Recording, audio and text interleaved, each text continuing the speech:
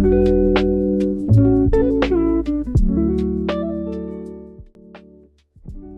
morning. It's been a while since I've been back on YouTube. I believe about a month or so since my last 633 video, and I just wanted to kind of give an update to everyone on what the status of the car is, what my future plans is, and everything. So in the last video, we were testing the compression on the engine, or at least getting to it. I had to get a new starter, and that was a whole fiasco in and of itself. We had to remove a lot of parts, called some friends over, got the parts removed, and did the compression test. Well, the compression is supposed to be around, I think, 130, 150, around the 100 range, mid 100 range, somewhere around there. When I did the compression test, all of the cylinders were sitting around 30, 40, and I think the best one was at 60. So I let some ATF and mystery oil soak in it, redid the test, and the numbers may have went up by 10 or so. So it was safe to say that the motor was pretty much blown in this. Well, not blown, but it needed rebuild, a full refresh and everything. Not to forget about all the other things that needed to be refreshed in the car. So I sat down this weekend and kind of really thought about how much money I paid for the car. I only paid $1,000 for the 633, and we're approaching, that amount of money considerably fast just to get like the stock interior parts. Some of them were like $1,500. It was just a lot of things. It was just one-off parts, or they just don't make them anymore. The 633, while it was a nice car, it wasn't a huge enthusiast car as far as in America for parts to be readily available still to this day. So I was reaching out to a lot of people on Facebook Marketplace, and I would just get a lot of people kind of wasting my time and just not having the parts, or just not responding in general after they post something. And I was just getting very frustrated because I wanted to continue moving with the build, and then also the price of the car. It was just a lot of these parts, since they know that they're the only people having these parts, they would charge crazy prices just for certain parts. Like I said, the spoiler, just to get the OEM spoiler on the trunk, I believe it was like $500 or something like that. It's literally a piece of rubber. It's not even a real duck bill spoiler, but it was just starting to nickel and dime me pretty crazy. So I decided to list it. This wasn't the first time that I decided to list it. When I first had the project, I listed it for like a few hours, took it back down, and then I was just like, you know what, I'll keep working on it. But I just kind of reached I won't even say breaking point. It was just, I reached a point to where I was like, hey, I'm going to have to spend a significant amount of money, more than I was probably planning on, to get this car running. And then once it's running, what would I do with the car besides it being a nice cruiser car? That would be fun. But I have the 340 for my daily car and a cruising car. I mean, it's a jack of all trades, really. And then if I really want to just cruise hard and just relax, I have the X5 already. So the 633 wasn't, I guess, nimble enough to be a track car. It was too nice to want to drive every day. Well, once it's actually fixed up, especially in Atlanta traffic, it's, I would be scared to drive it every single day. Just putting it out there, and then it was just going to be extremely expensive. I was estimating to get it back running and in decent condition, fixing all the rust and replacing the roof, the sunroof, and everything. It was going to be about $15,000 at a minimum to get all of that situated and everything, and that's not including any of my labor costs. So what did I do? Like I said, I listed it, and I got a response from somebody. So this guy down in Alabama basically hit me up, and we decided to do a 1-for-1 trade. So let me show you what I got.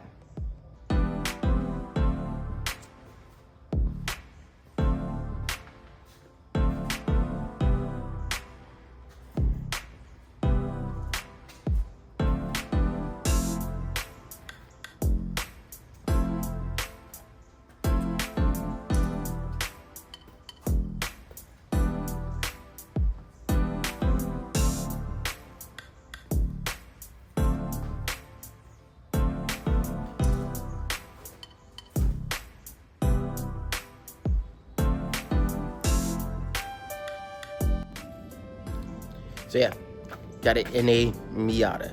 So if you know a little bit about me, some of my friends do, of course. I've owned NA Miatas before. I own a Unos Roadster. Actually, was what it was called when I was in Japan. And then when I came back to America, I had a 97 NA Miata. And so this is a 1990 NA Miata that I did a one-for-one swap. The reason that I did this swap was multiple reasons. One, ease of parts. So for the Miata, you'll be able to buy this whole car on eBay, Amazon, whatever platform you want to buy. There's parts for days. There was a bajillion of them made. They're very respected in the car culture and track community. So there's a lot of aftermarket parts. To the price, it's just way cheaper to do everything in the Miata. Like for instance, like this bumper is way messed up.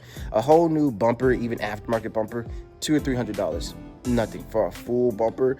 For the 633, just for OEM spec bumpers, it was about, I think, $1,200. If you want to go with the Euro spec one, which is the nicest ones, they were $2,000 before shipping.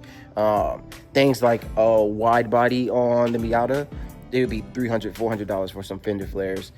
Clutches, $200. It's just so many things that's just so cheap inside of the car.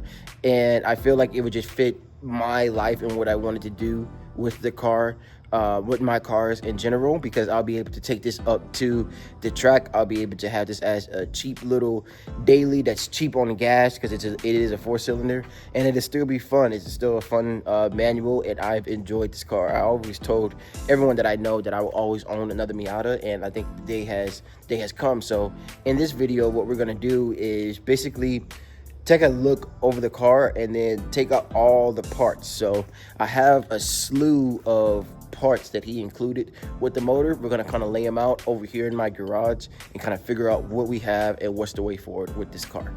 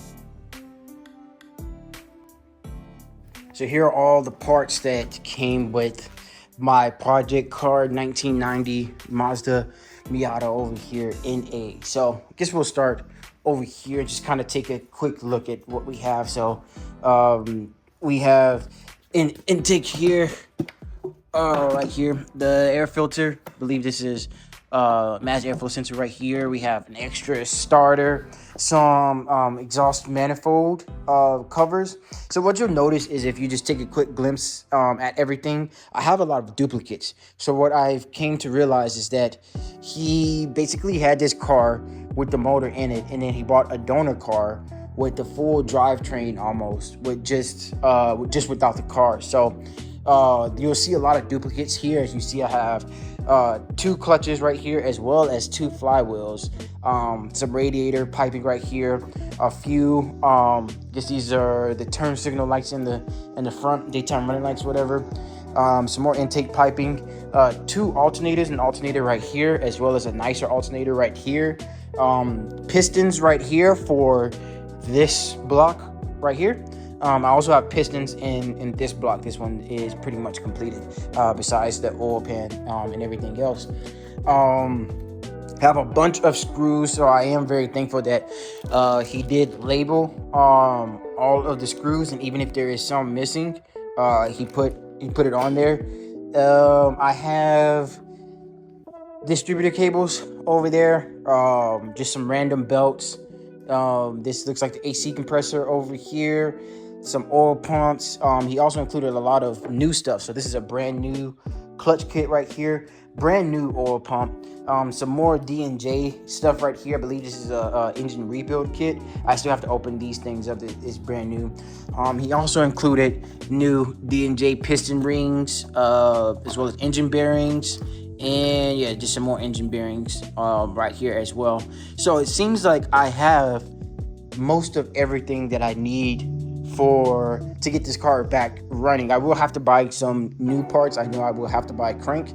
So what I'm doing right now is kind of researching what type of crank is in here. So this motor, this configuration right here is known to be trash. He said this block isn't good. There's something up with this motor. So I'll be focusing mainly on this motor that's almost put together right here.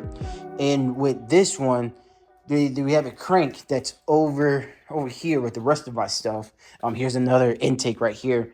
And I have to figure out if I have a short nose or long nose or big nose crank. So there's 3 different versions.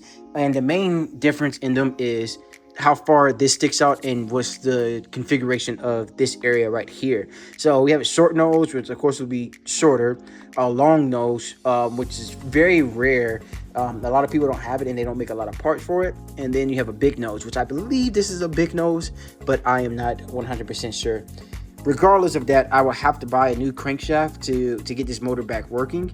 And that's something that I'm just still researching. So we have an oil pan over here, of course, the hood, the radiator right here, another exhaust manifold, as well as the downpipe from it. So I have 2 of those because one is right here inside of the car as well.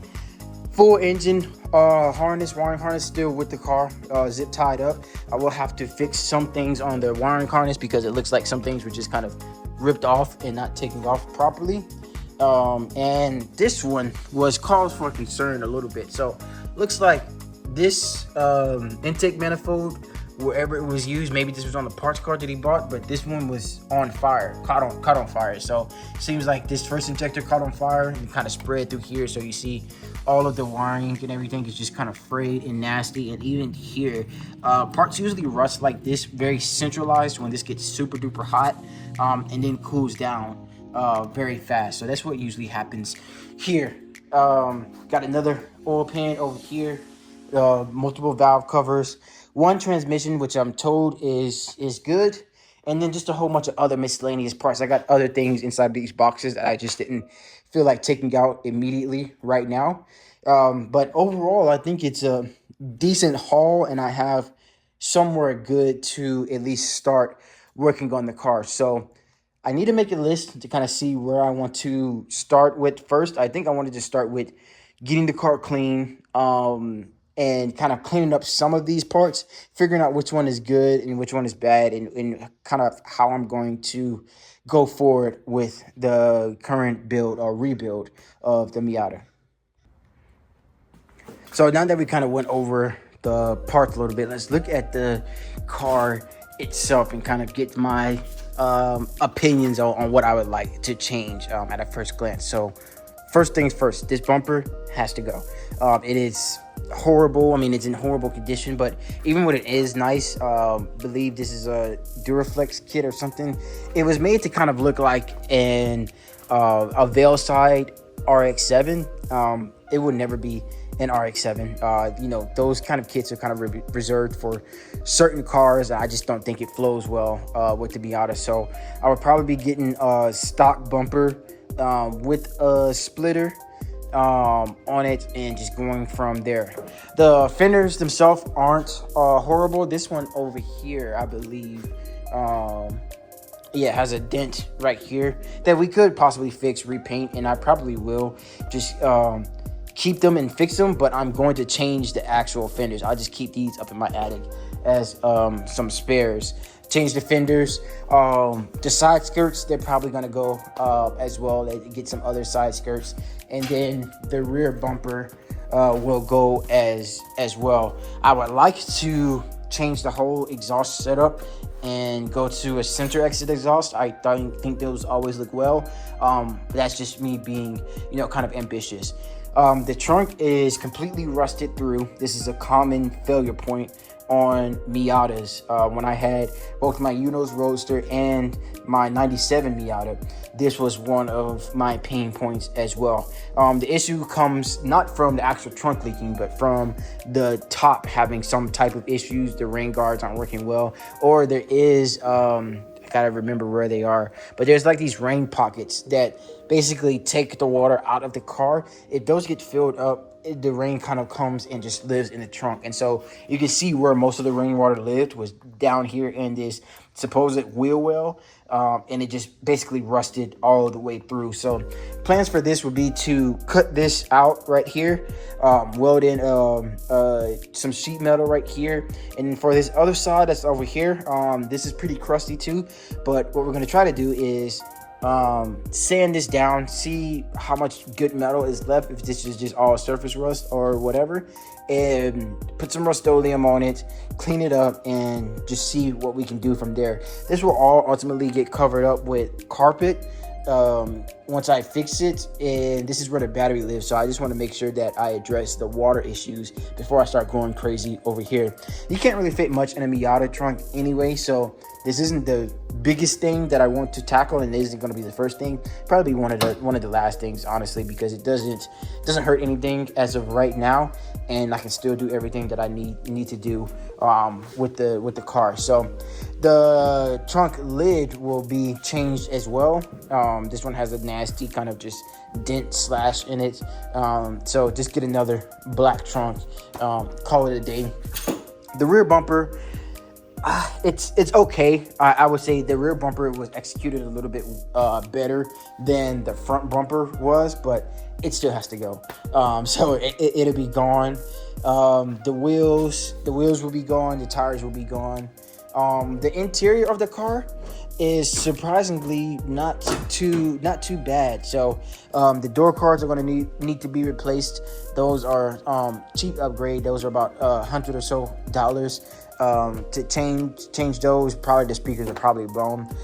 This piece right here, I forgot what the actual name is, but I researched this piece already, and I believe it's like $200 because this piece is not just this top lid. It goes all the way kind of down here, and if you see up under here, it isn't rusted bad. It's just up on this top, which leads me to believe that there is, of course, a leak or something wrong with the top, because the water was sitting here. When it couldn't go here, it was going back into the trunk, and that's just how it got all rusted. So this whole thing will come out, and I'll probably powder coat, spray paint this whole area black. My 97 Miata, this was white as well, and it gets dirty, it gets nasty, so I just want to paint it black so it stays clean. Inside the actual car, we sit down, and unlike the 633, this isn't a complete biohazard inside of here, so it wasn't that much water, or any water, honestly, that came inside of the cab. All of this is still in good shape. The dash has no cracks on it. There is no cracks in any of the center panel or anything. This is in decent condition still. So just some small stuff that I gotta buy, like boot covers, and I want to get a radio in here. Of course, this will be somewhat a track car, but not a full dedicated track car. So I want to put the AC back in here. I want to do a few just creature comforts so that I can enjoy this whenever I want to. This particular car has 229,000 miles on the body, hence why I'm probably have to replace a lot of things, but other than that, it's a nice place to be in. The stock seats are actually in decent shape for it being what is this, a 35-year-old car now, 36-year-old car. So it's in decent shape, and I can't really complain about anything. The stock steering wheel, which is pretty weird for it being this old of a car. Usually these cars already have the steering wheel removed, and it's some kind of aftermarket steering wheel. I would probably remove this steering wheel just because the Miata steering wheels, they were cool, but it's just so small on how you have to actually grip it that I prefer an aftermarket steering wheel. Other than that, we have to replace the top, and it would have been replaced anyway if it was the same colors. I don't like the tan tops on the Miatas. I just feel like they're a little bit of a grandpa spec. I don't really like them. I'd rather have just the black top. And then also I don't like the plastic window. I feel like that's like mainly a Jeep thing, and they never look good. They look good for the one day that you purchase it, but as soon as any kind of elements or the sun hits it, it turns into this dingy kind of clear that you would never get clean. So the whole car could be pristine and this window will always be dingy. Not to forget that it's almost impossible to see out of it once it starts getting this dingy and nasty. So I've already priced out a new top. It's going to be about $500 or so for a new top with a glass rear view windshield, as well as it will be heated too for defrost, just in case I drive this in the cold, which I don't know if that's going to be a possibility or not. Other than that, the actual body lines of the car are actually straight. There is no big crazy dings or no big dents besides the ones that I kind of called out, but here is both of the body lines, and the actual body is pretty straight.